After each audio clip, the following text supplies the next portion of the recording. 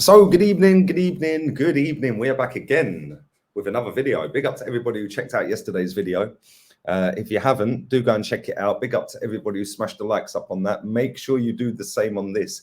Let's pepper the likes up. Big up to everyone who's been sharing the clips around, sharing the videos around as well. I do appreciate that. And big up to everybody who has been dropping the donations in via the thanks option, which is down there.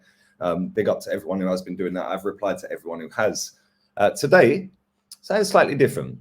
I want to ask you guys the question: what is the aim of elite sport? It's not to finish third loser, is it? It's to actually lift the trophy, to win the gold medal, to win the title, to win the Champions League, to win the NFL, whatever it may be, the Super Bowl, whatever it may be, whatever sport it is, the Ashes, whatever. So before we get into talking about that, I want to read out some quotes from some of the most famous and most successful sportsmen and women across the globe over the last 100 years or so. But there we go. I don't plan on being disappointed. We plan on being really good. And obviously we plan on winning. I'm going to carry on with quite a few of these, by the way. Winning isn't everything, but wanting to win is. At first, you don't succeed. You're running around average then. Some of these quotes are brilliant, by the way. Absolutely insane, some of these quotes. Let's continue. Smash the likes up while we're going, because I've got quite a few of these to read out. Some of these are from basketball players, baseball players. There we go. I always felt that my greatest asset was not my physical ability. It was my mental ability. Let's carry on. Talent wins games, but teamwork and intelligence wins championships. Let's carry on. Let's carry on. I hated every minute of training, but I said, don't quit. Suffer now and live the rest of your life a champion. Yeah? Because this is the aim of elite sport, people. It is to become the best. It is to be the best. Yeah? I've always said this. I don't understand why we live in a world now where it's actually seen to be fine to lose. I don't really understand it. But we are going to carry on. I'm going to read a few more out because there's loads of these that I found, literally loads. There's no way around hard work. Embrace it. Let's have a look at this one. There was another one I found. Winning means you're willing to go longer, work harder, and give more than anyone else. For me, I'm focused on what I want to do. I know what I want to do, to be a champion. So I'm working on it. Some of these quotes are class. Some of them are absolutely class. We're going to keep going, people. And then I'm going to give you some thoughts and feelings on why most football fans are losers. Only losers are making excuses. Winners are making history. That's a great quote, by the way. Let's go to some more. Let's go here. We would accomplish many more things if we did not think them impossible. Champions are made from something they have deep inside them, a desire, a dream, and a vision. You have to play this game like somebody who just hit your mother with a 2x4. Winning isn't everything. It's the only thing. Football is like life. It requires perseverance, self-denial, hard work, sacrifice, dedication, and respect for authority. Some of these quotes are class, aren't they? When there is effort, attitude, and desire, nothing is impossible. Maybe put in the comments section who you think these quotes are from. The enemy of the best is the good. If you're always settling with what's good, you'll never be the best. Thank you. Thank you. The best decisions aren't made in your mind, but with instinct. The more familiar we come with a situation, the quicker and better your decisions will become. Big up Messi. Messi's class, isn't he? Yeah, some of these are some of the most famous sportsmen and women across the globe over the last God knows how long. This one's good. There's so many players in football with great talent, but their actual understanding of the game is poor. And that's the difference between being good and great. It's getting the decisions right, which is key in football. Anyway, I could carry on all day with him. But the aim of elite sport is to actually be the best. It's to be the best team, the best individual, to win the trophies, to win the major honours. So why is it now? I'm talking about football now. I'm not going to go back to basketball, baseball, and any other sport. We're talking solely about football, solely about football. Why is it now that you get more praise for losing and, oh, he tried, than you do for actually winning? Oh, we can't compete. The excuses I hear as to why Arsenal Football Club, the third biggest club in England, one of the biggest clubs in world football, can't compete with Liverpool and Manchester City.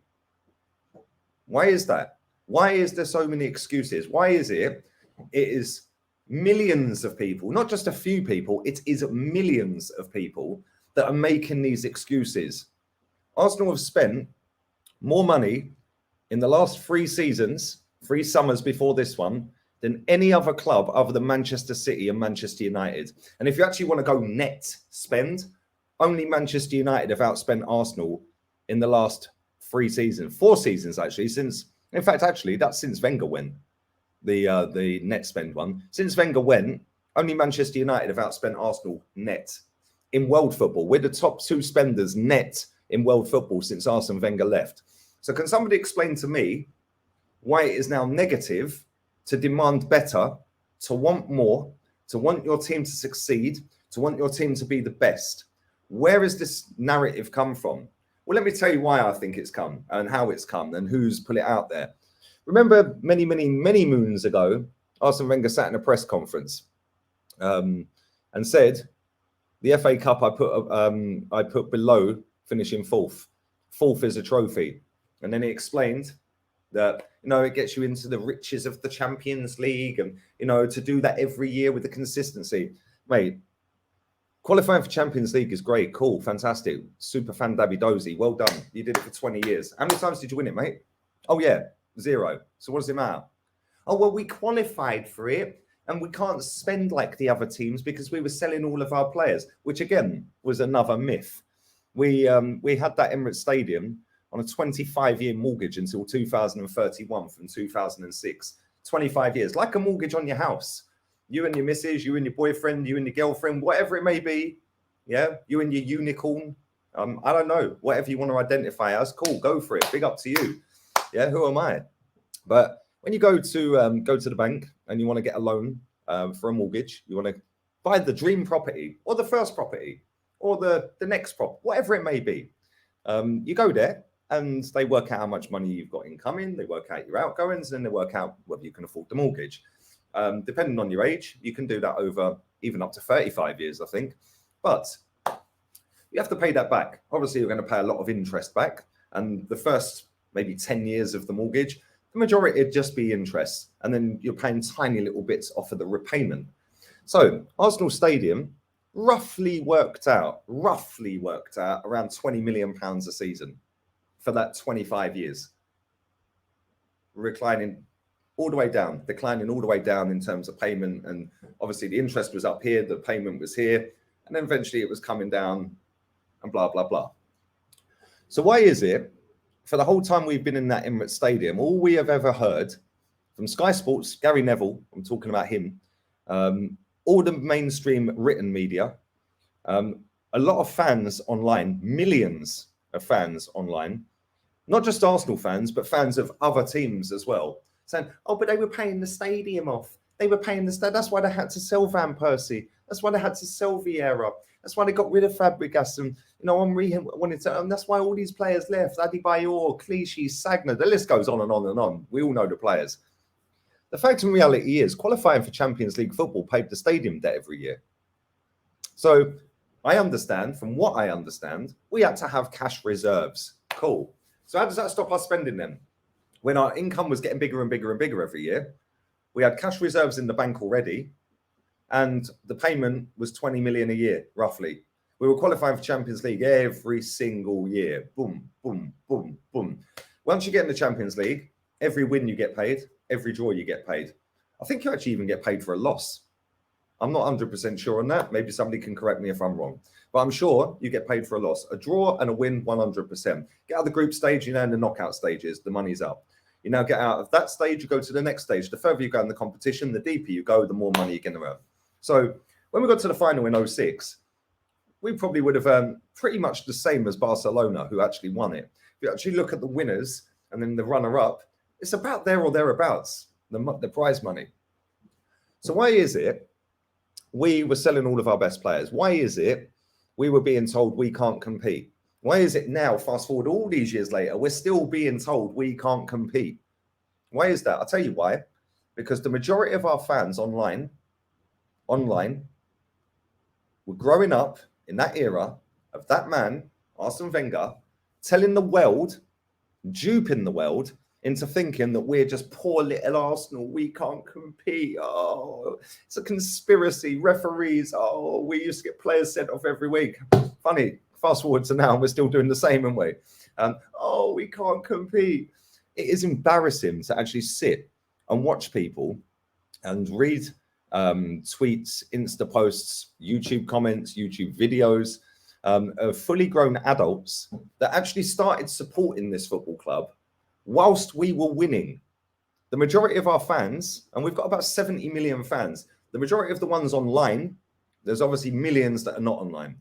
The majority of the ones online probably started supporting Arsenal during the Arsene Wenger era.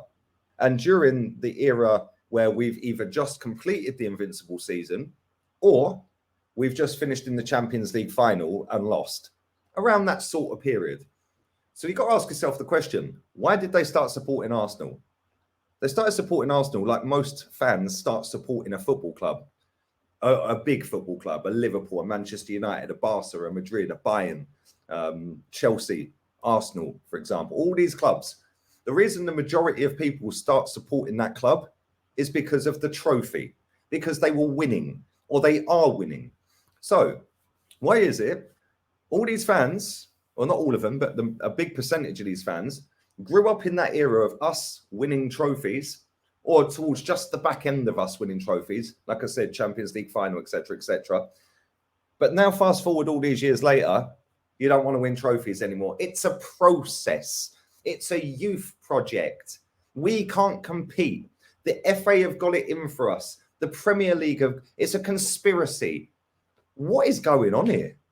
Real talk. What is going on with Arsenal fans? Not just Arsenal fans, but for other fans. I'm talking about Arsenal. I don't care about other clubs right now. When they say we can't compete, well, we know they're chatting rubbish because we've just proven that they've spent more money than anyone. It's an easy Google search. Arsenal's spend in the last 5 seasons. Go and look at it. In fact, I can bring up, it won't be a full overlay, apologies, but I can bring up the spend since 2019. Yes, sorry, it ain't gone full screen, but there it is. Manchester City, in the last 3 summers, have done 419 million. They've recouped 217. Manchester United, 412 million. They've recouped 118 million. It's a net spend of nearly 300 mil. Arsenal, 372 million. 93 million back. Wow. Chelsea, 369 million. 300 million back. Wow, that is how you run a football club. If you go all the way down to 12th place on that list, you can see Liverpool Football Club. 162 million. They've recouped 80 million. So you're telling me that in the last 3 summers, that is from 2019, Liverpool have spent net 80 million.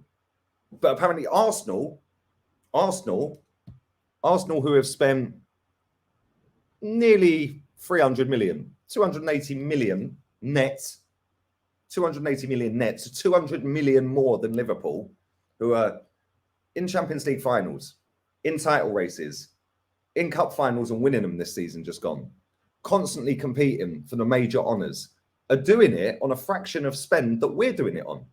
How is that actually possible that the majority of Arsenal fans that sit there peddling this youth project rubbish and peddling this we can't compete, and everything's against us, and the referee this and the VAR this. Why is it Liverpool can do it then? Can somebody tell me that? And before people start banging on about ownership, they've also got an American owner. They have also got an American owner that has pumped no money into that football club other than to upgrade the stand, the new stand that they had. He paid for that. Other than that, he's put no money in out of his own pocket. How is it possible Liverpool can do it with an American owner, spending less money than Arsenal, yeah, and not moaning about referees, not moaning about FA, not moaning about VAR, not moaning about the Premier League, getting all the way to all the finals, competing till the last knock-ins of every competition? How is that possible? I hear you cry. I'll tell you how it's possible, because they've got a world-class manager. They've got a world-class technical director by the looks of it, who can go and get somebody like Luis Diaz for the same price as we're paying for Fabio Vieira. They can go and get a Sadio Mane for less money than we spent on Granit Xhaka. In fact, if you actually add up their front three, take Darwin Núñez out. I'm not including him because he's not even played a game yet. Mohamed Salah, 27 mil. Sadio Mane, 24 mil. Firmino, 23 mil, whatever it was. Add that up, it's about the same price as Pepe. That is where we go wrong as a football club. That is where these fans are now hoodwinked into believing we can't compete, because we overpay for players. And I like Pepe, as you guys that watch me on a regular basis know, I like Pepe. 72 million, it ain't it. Yeah, he was never a 72 million pound footballer. You can get a whole front three, which is seen as the best front three. You can maybe take Firmino out, put Jota in, whatever you want to do. Jota was 40 mil. About the same sort of price as this kid we're buying from Porto. It's mad. How can you go and do all this money on players, have a squad that assembled like Klopp's got? When we played them, I think it was the second leg of the League Cup at the Emirates, their squad that day cost 40 million quid more than Arsenal's. How is that possible? How is it possible that they can assemble a squad that costs 40 million quid more than ours and they go for everything every season? How is it we have got fans who are the worst fans in world sport? I'm convinced of it. That sit there, excuse. And then when people like me, a lot of you guys in the chat that come in the comments that want to win, were being told it's a project, it's a youth project, and you're saying, no. We've been waiting 18 years, mate. The joint longest in our history. 18 years without a title. 18. I had a better forehead. It was shorter. It was down here before. Literally. Yeah, now I've got a 5 head. Yeah, it's taking the mick. I'm absolutely sick to death of people telling me I am negative because I want what is the aim of elite sport. The aim is to win. It's not to finish fourth. It's not to finish fifth. Oh, but it's a process. Okay, it took Klopp 4 years. No, it didn't. Let's look at it logically. First full season of Klopp, Champions League qualification. In fact, the first half season of Klopp, he got to 2 finals. He lost them both. But the first full season, Champions League qualification. The second full season, I think he was close to winning it, didn't he get to the final and get battered? Then the following season, yeah, they won it. Yeah, unbelievable. It's actually unbelievable. It's actually unthinkable. Yeah, and so deluded of people to sit there. And what they do is they go down a narrative. And what happens is anyone who goes against the narrative gets abuse. I get abused every day. I genuinely don't care. I just sit and laugh at it. I just think, wow, this is words on the screen. I used to have face-to-face, door-to-door sales. Yeah, this is just words on the screen by some nobody. That's how I look at it. But there's a lot of people that don't look at it like that. There's a lot of people that get ganged up on by the get-along gang, as Kenny would call them. The get-along gang. Why is there get-along gangs in society? Why is there get-along gangs in football? I'll tell you why. Because most of these people have got fuck all going on in their lives. They've got nothing going on. They haven't got the wherewithal to be able to actually talk football. They haven't got many friends. Not that I have, but I don't really want friends. I don't like people. I can count them on one hand. But these people are desperate for recognition. They're desperate to be liked. I couldn't care less if I'm liked. Genuinely couldn't care less. Yeah, I do not care. I've got my friends, I've got my family, and I'm loving my life. But there's people out there that don't like their lives.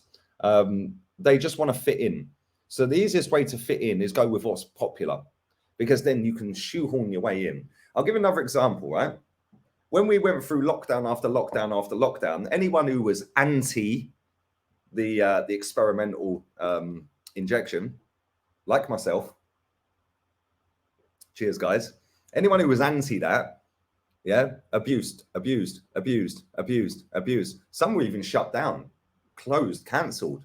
Finito, por favor. Laters, adios amigos. But it's the same in football. So what happens is, if everyone's jumping all over Mikel Arteta, oh, the process, yes, the process. What happens is you find the most insecure people will then jump on that as well to find some sort of security, because they see people like me putting my thoughts and feelings out about the manager. And I get told all the time, oh, Lee, you must be just doing this for views. You're chatting rubbish. No. I actually believe what I'm saying. And I say it in group chats. I say it on the phone. I say it face to face with my friends. I cannot stand this manager. And I believe everything I'm saying is right, which is why I've got the balls, the cojones to stick it out there. But when you do that, you get bombarded with the get-along gang that are all insecure about themselves, that don't really believe what they're saying. A lot of these people, not all of them, a lot of them do believe Arteta's going to win us a title because they've been sucked in by the PR. They've been sucked in by people like Ian Wright. They've been sucked in by Martin Keown. They've been sucked in by Ray Parlour. They've been sucked in by the PR that Charles Watts, James Benge, Chris Wheatley peddle out there. They get sucked in by everything because they just want to feel part of something, because they haven't got anything to feel part of in their real life. So because of all of that, what happens is they suppress their own opinions, because a lot of them don't believe what they're saying, but they see people like me getting dogs abuse every day and think, oh, God, no, I don't want that. I'm already insecure and a little bit weak anyway. Now, I don't really want to go down that route. So somebody like Tom Canton, for example, yeah, that guy's Arteta out. He's been Arteta out for over a year, wants to be part of the journalistic society. Yeah, well done, mate. Good for you. But he tells everyone online he's Arteta in. Why? Because you don't want to get abused for having an opinion that's different. And there is millions and millions of Arsenal fans online that are exactly like that. They don't believe the manager's the right manager. They don't believe he's going to do anything. But it's very easy to just go, actually, he gets loads of abuse, he gets loads of abuse, she gets loads of abuse, he gets loads of abuse. They're in the minority, I'm in the minority. What I'll do is I'll stick to the majority. It'll be easier. It'll be easier to stick to the majority, because it then gives them some kind of, oh, look at me, I'm boosting. Yeah, there's loads of people like that. And I find it hilarious, because all that happens is eventually you get highlighted as the fraud that you are, because it don't come from here. It don't come from here. I sit and watch some of these people sometimes, not often, but sometimes I'll sit and watch them. And you can see in their eyes they're chatting absolute rubbish. You can tell that they're making it up. You can tell that they don't believe what they're saying. Yeah, it happens all the time. I could absolutely rip these people to shreds on a debate, but I ain't wasting my time with these people anymore. Yeah, all I'm going to do is just call them out for their crap. And at the end of the day, if anyone can sit there and tell me why they think Mikel Arteta is going to win us a league title, when all they've done for the last 2.5 seasons is tell us we can't compete, then sorry, you're chatting bollocks. Because what, you think it's a process, yeah? It's a process. Oh, but they're all going to get better, these kids. They're all going to get better. Like every other club's just going to stand still and wait for us to get better to catch them up, yeah? Yeah. Liverpool signing Darwin Núñez. Erling Haaland's just signed for Manchester City. But don't worry, people. We've got to be grateful, according to Gabriel Magalhaes. We've got to be grateful that Eddie Nketiah signed for the club. We've got to be grateful. How dare you? Be grateful, people. Be grateful. Let me tell you something, right? I said this yesterday. There are thousands upon thousands, hundreds of thousands, maybe even millions of people that don't want this manager at this football club. It's about time we actually stood up and had a voice. Because I'll tell you something, I ain't even started yet. And all these people that are going to turn on him next season, which they will, because he ain't good enough. And I've been saying that for 2.5 seasons. They will turn on him. And they're going to get highlighted for the frauds that they are. But what these people do is they try and do it in very clever ways, manipulative ways. So what they'll do is they'll go, oh, that performance was a disgrace today. But you know, look, I'll give them another couple of games. But then it's the straw that broke the camel's back after Everton. That's it. Get him out. Everyone snapped after that, didn't they? That's it. I want him out. I want him out. I want him out. Then we go and win a couple of games, 5 in a row.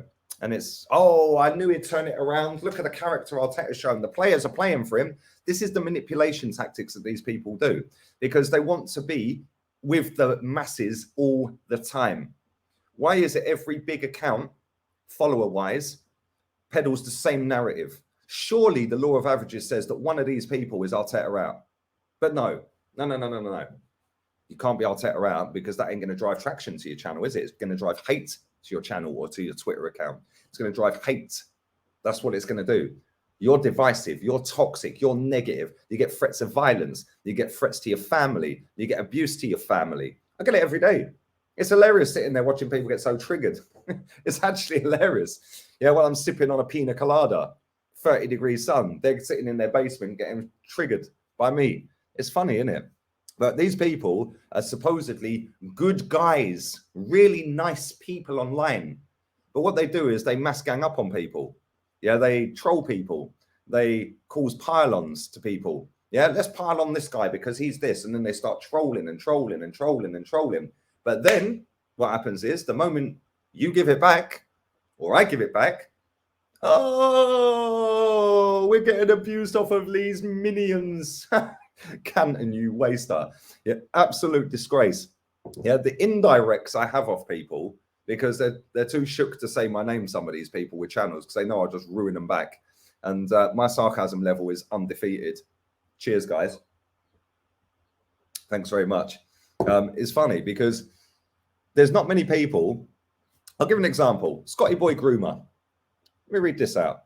Yeah. Why didn't you say my name, Scotty Boy? Calling me a groomer of negativity before, didn't you, mate? Let's go to this. Let's find this. Where is it? Let me find it real quick, unless I've deleted it. Oh, there it is.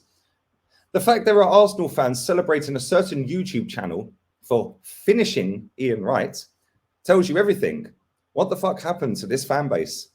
Well, at least it makes a change from him crying on a YouTube channel about being bullied at work, I suppose, doesn't it? 40-odd-year-old man crying about somebody bullying him at work. Kind of sums up the fan base. Weak.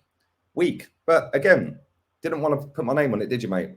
But don't worry. It's cool. It's no drama, no problema. And I have this on a daily basis. And I find it funny that we sit there and he's asking a question. What happened to this fan base? I'll tell you what happened to this fan base. People like you. Yeah, people like you, mate. Yeah, that's what happened to this fan base. This guy used to own the Gooner Talk that Canton now owns. This guy started that channel, had me on it, had the prick in the nick on it, had Kenny Ken on it, used to get Troops on it, I think. Who else did he have on there? There was somebody else on there. I can't remember. Sam Foglia, big up to him. Yeah, and there was somebody else. Chig used to go on it, RIP to him. Yeah, we were all Wenger out. Mems, there was it. That's the other one. We were all big vocal Wenger out on protests and all sorts. We were all going to protests. And this guy seems to have a short memory. When he's going around telling people grooming negativity, but now he wants to be seen as the nice guy online. Oh, the get along gang. These people are so negative and divisive. Mate, seriously, that guy started that channel, you know. Yeah, and he likes to let people forget about it. Well, I'm here to tell you he did. Yeah, and that channel, if you want to talk about toxicity and negativity, some of the stuff we were saying about Arsene Wenger's reign at Arsenal, the way we were talking about it, it was a shambles, it was a disgrace, etc., etc. Same way as I'm talking about Arteta now, we were all doing that on his channel. So don't let these nice guys that you see on Twitter sit there and chat rubbish. Most of these nice guys are absolute wasters and arseholes and some of the nastiest, horrible people you'll ever meet or see online, ever. They cause pile-ons. They cause trolling. They cause people to be abused non-stop. They cause trouble. They're in little DM Twitter groups. They're in WhatsApp groups, all slagging me off, slagging other people off. And then they'll go, oh, let's go and troll this person today. This is what these people do. These are nice guys, apparently. These are the nice guys, the level-headed fans. They like to call themselves level-headed. What does level-headed mean? Well, it just means that you don't tell the truth. You're lying. Yeah. Am I supposed to believe that every single one of these accounts that